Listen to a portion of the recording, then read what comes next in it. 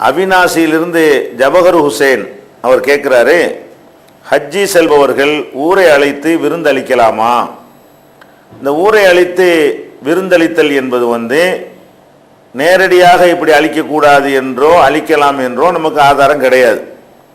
ஆனால் ஹஜ்ஜை பொறுத்த வரைக்கும் அது வசதி உள்ளவர்கள் மீது கடமையாக்கப்பட்டிருக்கிறது என்பதை நம்ம அறிந்து வைத்திருக்கிறோம்.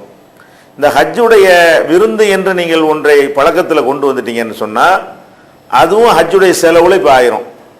ஒரு 75,000 ரூபாயில் ஹஜ்ஜிக்கு போகலான்னு வைங்களேன், விருந்துக்கு ஒரு 10,000 ரூபாய் செலவழிக்கணும்னு வரும்போது 85 ரூபாய் இருந்தவருக்கு தான் ஹஜ்ஜி கடமைன்னு ஆயிரும்.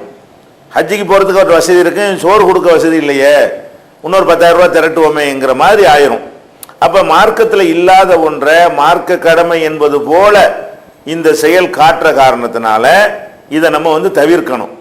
நபிகள் நாயகம் ஸல்லல்லாஹு அலைஹி வஸல்லம் அவர்கள் அவங்களும் வெளியூருக்கு நீண்ட பல கிலோமீட்டர் தொலைவுல தான் ஹஜ்ஜிக்கு போனாங்க. அப்படி போகும்பொழுது நாங்கள்லாம் ஹஜ்ஜிக்கு போகிறோம் அப்படின்னு மக்களுக்கு சொல்லவும் இல்லை, விளம்பரப்படுத்தவும் இல்லை, அதுக்கு விருந்து கொடுக்கவும் இல்லை. அப்போ நபிகள் நாயகம் ஸல்லல்லாஹு அலைஹி வஸல்லம் காட்டாத ஒன்றை நாம் செய்யக்கூடாது. ஒன்று. இரண்டாவது இந்த ஹஜ்ஜிங்கிறதோ மற்ற வணக்கங்கள் எதுவாக இருந்தாலும் அல்லாஹ்வுக்காக இஹ்லாஸாக இறை திருப்தியை நாடி செய்யக்கூடிய வகையில் தான் அமைந்திருக்க வேண்டும். இப்போ இந்த விருந்துன்னு கொடுக்கக்கூடிய நேரத்தில் அதில் நம்மளை அறியாமல் அதில் ஒரு பப்ளிசிட்டி, அதில் ஒரு விளம்பரம் அமைந்திருக்கிறது. அதாவது ஒரு ஹஜ்ஜிக்கு போகிறாராம், என்னவா ஹஜ்ஜிக்கு போகிறாரு அதுக்கு தான் விருந்து அப்படின்னு சொல்லும் பொழுது நாம் ஹஜ்ஜிக்கு போகிறோங்கிற ஒரு நியூஸை மக்களுக்கு சொல்லணும் என்பது அதற்குள்ள அடங்கி விடுமையானால் நம்முடைய அமலுக்கு நன்மை இல்லாமல் கூட போயிடும். ஏன்னா அல்லாஹ் எந்த அமலுக்கு கூலி தருவான் என்றால் எது இஹ்லாஸாக அவனுடைய திருப்தியை நாடி தூய எண்ணத்தோடு செய்யப்படுகிறதோ அதுக்கு மட்டும்தான் அல்லாஹ்விடத்தில் கூலி கிடைக்கும்.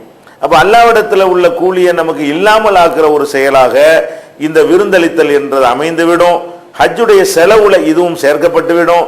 இந்த மாதிரியான காரணத்தினால நம்ம இது மாதிரியான விஷயங்களை கண்டிப்பாக தவிர்த்து கொள்ள வேண்டும்.